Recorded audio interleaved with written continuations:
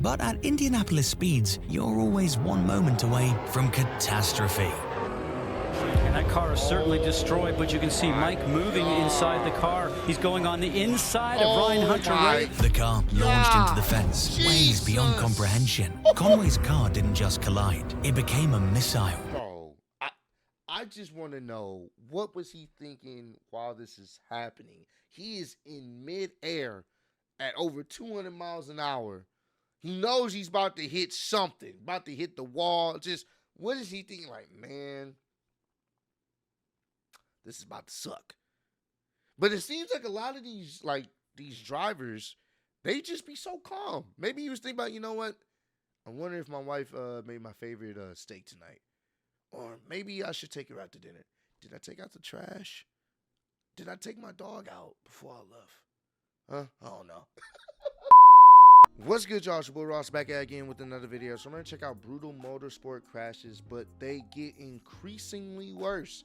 Much respect to all the individuals out there that put their lives on the line to show why they're the fastest on the track, man. It takes a lot of skill, a lot of precision, a lot of hours training, you know, trying to figure out what's the best setup to use when you're on that track. And sometimes things go wrong. So much respect to anyone that's in motorsports, just in general, because, you know, at a moment's notice, you can be in an accident. So we're going to check this out. Appreciate all the love, support. Let's get right into this one, man. The most brutal crashes in motorsport history. Oh, look at this! Oh, jeez. Clear on early and contact. Oh. Car on its roof. And we gotta start at Silverstone, because when everything seemed normal, It's Kimi Räikkönen. Oh, he's gone off into the barrier as well. That's a big shunt. high-speed chaos. The car destroyed. Luckily, he walked away. But if dry conditions can become serious, wet weather becomes lethal. Yeah. Tiny over the curb into Crawford. Crawford continuing down the Armco. Ralph Boschung with nowhere to go underneath his teammate. Devastating. Low visibility. Clearly, rain creates chaos. And so does Ferrari. But even in perfect conditions, just one touch can change everything. Germany 2001. Race begins. But Michael Schumacher going slow. Oh my God. Oh no. Full contact at high speed. Jeez, Luckily, it's like everyone a walked ramp. away from it. Later, you'll see the most brutal crash in motorsport history. But first, Austrian GP, the incident that, in my opinion, could have easily been avoided. Right from the beginning, these drivers were competing for track position. But what started as racing became destruction. It's clear on early and contact. Car no. on its roof. Oh, and Browning so close to having the Trident encroach on the cockpit there. Unbelievable scene. I mean, the car was literally on Look at top of that. another. But some racing corners have a reputation of terrifying drivers. Eau Rouge, one of the most feared things in motorsport. Behind the Ferrari team, of course. Flat Yeah. out, uphill, blind. Seems like Ferrari stay catching strays in this video. That's crazy. This corner can be fun, but this is also why some drivers fear it. At Eau Rouge, there's no room for error. You make one mistake and you're meeting the barriers at full speed. Recovering up to fifth. Oh, there's someone gone into the tyre barrier. Oh my on the God, exit of Radion. damn. And it is the Renault of Kevin Jeez. Magnussen. Like I said, one error and you're out. But sometimes it's not only the severity of the crash that haunts you. Austria 2002. It was Mother's Day, and for that special occasion, F1 had done something beautiful. They invited every driver's mothers to the race. The stands filled with proud I know that. I know they were nervous. Like, oh Lord, I'm at my son's racing event. Oh Lord. I know my mom would have been nervous as hell. mothers, watching their sons compete at the highest level of motorsport. Takuma Sato's mother was also there, watching her son race in only his second F1 season. Pride mixed with the natural worry every racing mother feels. And then, her worst nightmare unfolded in front of her eyes. He's done the smart thing. He got ahead of Ferdinand. Oh, look at this! Straight into the side of Takuma Sato. The car literally launched into the air, barrel rolling, spinning like a ragdoll at racing speed, metal everywhere. Sato's mother watches her son's car disintegrate in midair. It was so brutal that it was reported she fainted right there in the grandstand. But luckily, nothing happened to both. Sato climbed out unharmed. Mother totally fine too. And yes, in case you're wondering, these crashes are only going to get worse and worse, like here in FE, but in a unique manner. See, Formula E is different. City streets, concrete walls, almost zero runoff, so every corner becomes unforgiving. When you crash in F1, you have gravel traps, Tech Pro barriers, safety zones. But when you crash in Formula E, you meet concrete walls at full speed. And that's exactly Formula E? I didn't even know that was a thing. Formula E. This is my first time even knowing what Formula E is. I may have to check out some clips from Formula E. I didn't even know that was a thing. That's actually pretty cool. what happened to Alex Lynn. The car didn't just crash, it obliterated against the wall.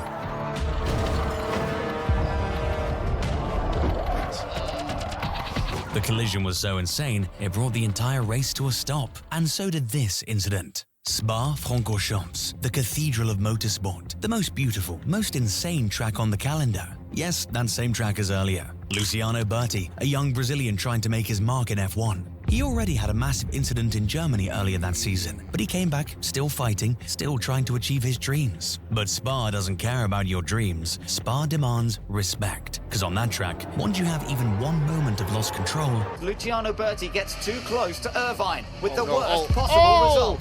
Berti loses it, goes over the grass into the gravel trap in the frost. This kind of collision makes you question everything about racing. He was fine, but the crash was so severe, it effectively ended his F1 career. Some crashes, you walk away physically intact, but mentally, it changes you forever. But I'll definitely feel better than Berti if you subscribe right now. Anywho, a similar incident happened here too. Well, sorta. Jarno Trulli, the Italian maestro, known for his incredible qualifying pace. At Silverstone 2004, Trulli was out there doing what he does best, pushing for the perfect lap, hunting for those extra tenths, when suddenly something breaks. Dropped it on the exit of bridge. He was well through the corner and then rolls over the rollover bar. I just want to say how impressive it is that these vehicles, like the safety measures that they put into these vehicles, to allow these drivers to essentially walk away from accidents that, if it happened in a normal car, you probably wouldn't walk away, even with the safety features. Like, the speeds that they're going at, and they're being able to walk away from it, is a really testament to just the engineering of these vehicles, man. That's actually kind of crazy. That's probably the most shocking thing about this video. Them being able to walk away from these type of accidents. Attention switches to Renault. Jarno Trulli has had an horrific... The car snaps, destroyed, the barriers demolished. At Silverstone speeds, you don't get a second chance. This was the kind of crash that just a decade earlier would have been fatal, but luckily, Trulli walked away. A testament to how much safety has improved. Because even with all these safety improvements, some crashes still manage to combine every nightmare at once. You see, there are crashes, and then there are crashes. Abu Dhabi, first lap. Nico Hülkenberg is in the pack when suddenly he's airborne. Top speed down there and move, and that is the Renault of Hülkenberg going over and over and over and out of this race. The car upside down, and then it catches fire. And that is Nico Hülkenberg against the barrier, flames coming from the back. Hülkenberg is hanging from his belts, fuel leaking, flames growing. Horrible situation to be in. But these F1 drivers, they don't feel anything. I'm hanging here like a cow. Yeah. Get me out, there's fire. Yeah. There's fire. It's alright, they're coming. Bro, he's so calm. Hey, man, I'm hanging up. Come on, get me out of here, bro. Get me out of here, man. I'm just chilling right now. Come on, somebody. Not even worried. Hülkenberg was in a tough position there, just like every Ferrari driver. Nothing happened, of course. He got out. But when you venture into endurance racing, the speeds reach levels that make F1 look tame. 6 hours of Sao Paulo 2014 at Interlagos in the WEC, where speed and time reach levels F1 never sees, where drivers push at 200 miles per hour down the Mulsanne Straight. Mark Webber, the Australian who'd spent years in F1, survived countless crashes, earned the nickname Aussie Grit for his toughness. Jesus! Now racing for Porsche in the World Endurance Championship 2014. But even Webber's experience, even Porsche's engineering, couldn't prepare for what happened. Oh my goodness me, it is a Porsche. This is coming up the hill. It's the entrance to the Ferrari in the background, John. It's the entrance to the pit lane on the left-hand side. It is the 20 car. That is Mark Webber's car at the entrance of the pit lane. When the car lost stability, absolute brutal, slammed into the wall. The car disintegrated completely. At Le Mans speeds, crashes don't just destroy cars, they vaporize them. Webber walked away, but he must have known he'd just survived something that could have easily gone wrong. And the same goes for this incident. Brazil, 2025. Even with decades of improvements, even with all the modern safety, racing can go south. Oh my gosh. Oh my Jesus. Just watching that in the cockpit, bro. Gabriel Bortoleto, one of racing's brightest young stars, felt that devastation in his first F1 season. I mean, what an entrance to the series. Bortoleto walked away. Thanks to decades of safety improvements, thanks to the lessons learned from every crash on this list. But going from Brazil to America, from Formula Racing to oval racing, and you'll find speeds that make everything else look slow. Indianapolis Motor Speedway, the Brickyard, where average speeds above 220 miles per hour, where 33 cars run inches apart at speeds that defy comprehension, where the slightest mistake becomes a disaster. Mike Conway, a driver chasing Indy 500 glory, running at the front, fighting for position, dreaming of victory. Final laps, Conway's flying, but at Indianapolis speeds, you're always one moment away from catastrophe. And that car is certainly destroyed, but you can see Mike moving inside the car. He's going on the inside of Ryan Hunter. The car launched into the fence, ways beyond comprehension. Conway's car didn't just collide, it became a missile. Bro, I just want to know, what was he thinking while this is happening? He is in midair at over 200 miles an hour. He knows he's about to hit something, about to hit the wall. Just, what is he thinking? Like, man, this is about to suck. But it seems like a lot of these drivers, they just be so calm. Maybe he was thinking about, you know what? I wonder if my wife made my favorite steak tonight. Or maybe I should take her out to dinner. Did I take out the trash? Did I take my dog out before I left? Huh? I don't know. He survived, but at those speeds, physics does take over, and race car drivers become just passengers. And if you don't want me to discuss any more physics, just press that subscribe button. But now, at number 2, we reach an incident that showed the world what one safety device can do. Silverstone, 2022, July 3rd, British Grand Prix. Zhou Guanyu, a 23-year-old from China, a country of more than 1.4 billion people, 70 plus years of Formula One history, and Zhou was the first. The weight of that responsibility, the entire nation watching, every young Chinese kid dreaming that maybe, just maybe, they could be next. Zhou's path to F1 wasn't easy. Well, it never is. He started karting at 8 years old. He moved to England as a teenager, alone, away from family, learning a new language, learning a new culture. He climbed through the junior categories, Formula 4, 3, then 2, where he spent 3 years fighting for that elusive F1 seat. Alfa Romeo offered him a seat for 2022. His dream finally realized. The 2022 season started rough. His teammate Valtteri Bottas, a 10-year F1 veteran, was consistently faster. The media questioned if Zhou deserved the seat, but Zhou kept fighting, kept improving. By the time they reached Silverstone in July, it was his 10th Grand Prix. Finally, he was starting to find his rhythm, starting to prove he belonged. In front of 140,000 screaming fans, Zhou qualified 9th, his best qualifying of the season. Things were finally coming together. Sunday morning, Zhou walks to the grid knowing this could be his breakthrough race, the chance to score big points, to silence the critics, to show his world he belongs. The lights go out, 20 cars accelerating toward Abbey Corner at 180 miles per hour. And right at that point,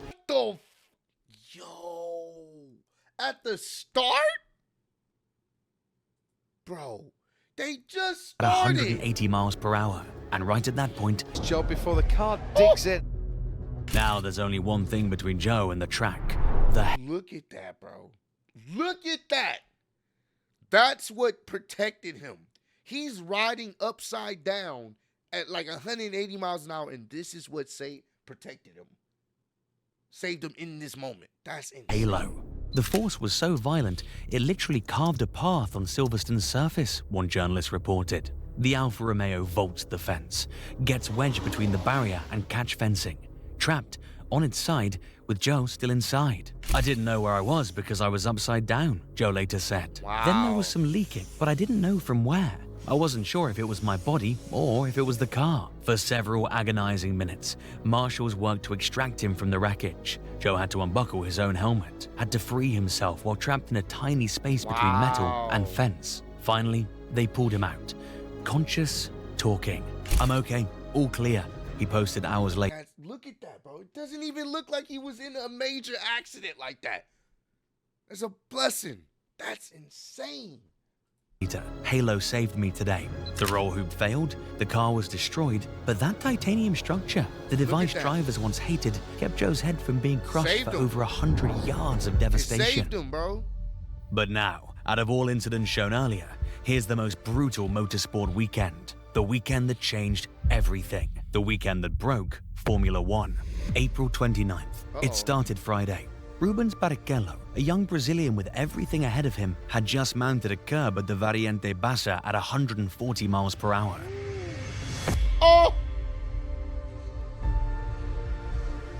His Jordan launched into the air, hit the tire barrier while airborne, then came to rest on its side. They airlifted him to hospital. He survived, but the weekend was just beginning. Saturday, April 30th, Roland Ratzenberger, a 33-year-old Austrian rookie living his dream. He'd spent years struggling to make it to F1, working his way up with barely any financial backing, by his own work, as Max Mosley would later say. He didn't make his F1 debut until he was 33 years old, ancient by F1 standards. This was supposed to be his third Grand Prix, his chance to prove he belonged. During Friday practice, his teammate David Brabham tested Roland's car. The brakes were troubling him. Something was wrong. Saturday qualifying, Roland pushing hard. He runs over a curb, his front wing fails, gets stuck under the front of the car. He can't steer, can't brake. The car now became a missile. Ratzenberger, qualifying for only his second Grand Prix, hit the wall at 300 kilometers per hour. The impact, instantaneous. The car, destroyed. In just a moment, Roland Ratzenberger was gone. Roland Ratzenberger succumbed to injuries sustained in the accident which took place at Imola Circuit during Saturday qualifying practice, April the 30th. Ayrton Senna commandeered an official car to race to the medical center. His friend Sid Watkins had to tell him Roland was no more. Damn, man. Senna broke down and cried on Watkins' shoulder. "What else do you need to do?" Watkins asked him. "You've been world champion 3 times. You're obviously the quickest driver. Give it up and let's go fishing." "Sid, there are certain things over the finish line in honor of Roland, to share the victory with a fallen driver." But sadly, as we all know, he never made it to the finish line. Barrier. This corner that Senna was going around is absolutely flat out. It's 185 miles an hour. He's very still in that car. The right front wheel ripped off. The medical team arrives. Sid Watkins, the same man who tried to save Roland the day before, is now kneeling beside his friend Ayrton Senna. "Why don't we both quit there? We'll go fishing." And when you said something serious to Senna, he took a long time before he answered. So he looked into the distance for about a minute, and then he turned to me and said, "Sid, I have to go on." They airlift him to hospital in Bologna, but it was already too late. The 34-year-old Brazilian next to Pelé in national status in his home country after crashing head-on into a concrete barrier at 300+ kilometers. That's, once again, like I said at the beginning of this video, if you have an opportunity to, like, go out there and race, like, it's one of those things that anything can happen. And these racers in any motorsport, no matter what it is, much respect to you guys, because you're wired differently up here, because you know what the risks are, but you still go out there and you give it your all, knowing that there could be a chance you don't make it back. Even with all the safety measures possible, there's a good chance you don't. So much respect to all the racers out there. This was a crazy video, man. Comment down below. Let me know some other I said wrestling, thinking my mother channel, but some other racing or car related content you guys want me to check out. I definitely will check it out for you guys. I appreciate all love, support. Road to 30K. I'll see you on the next one. Peace.